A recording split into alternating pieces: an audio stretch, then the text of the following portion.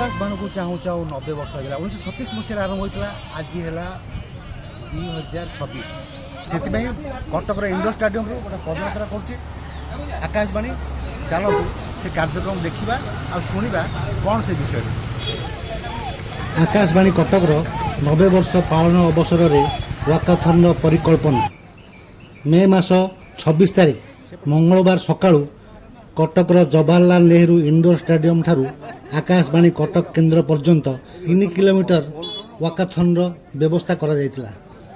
यह कार्यक्रम उद्देश्य आकाशवाणी 90 वर्षर गौरवमय यात्रा को स्मरण करवा 1936 मसीहा ठारू आज पर्यंत आकाशवाणी देशर सूचना शिक्षा और मनोरंजन सबुठारु विश्वसनीय माध्यम भावे कार्य कर आसुछि। सुस्थ जीवनशैली और शारीरिक सचेतनता वृद्धि करने फिट इंडिया अभियान को प्रोत्साहित करने साधारण जनता श्रोता छात्र छात्री और कर्मचारी को चलवा कार्यक्रम में सामिल करा जायछि। समाज रे सद्भावना और एकतार वार्ता देवा आकाशवाणी बहुजन हिताय बहुजन सुखाय आदर्श को आगे नापी वाकाथन आयोजन करा जायछि। साधारण जनता सह संयोग स्थापन करवा श्रोता मानू आकाशवाणी परिवार एक अंश भाव अनुभव करवा एवं सेमानक स्मृति और अनुभूति को एकाठी करवा हेउछि कार्यक्रम मूल लक्ष्य।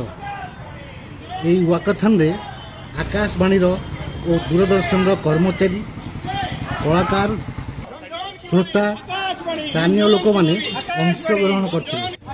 आमे जो वाकाथन आरंभ करूँ यह जवाहरलाल नेहरू इंडोर स्टाडियम आरंभ हुई आनंद भवन सारला भवन विजु पट्टनायक छक कनिका छक चंडी मंदिर आकाशवाणी स्टाफ क्वार्टर दे स्टाडियम हॉर्स गेट क्रॉस करी आमे माने आज आकाशवाणी केन्द्र में पहुँचीचु।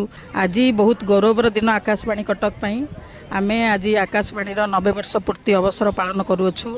आकाशवाणी समस्त कार्यरत सहकर्मी कर्मी एवं विदायी समस्त सहकर्मी माने एथिरे जोग देइछन्ति।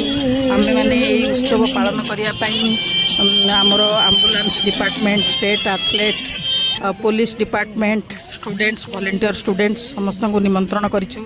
मीडिया वाला भी आसीचंती। यह बहुत भल भाव पालन करा जाउछि।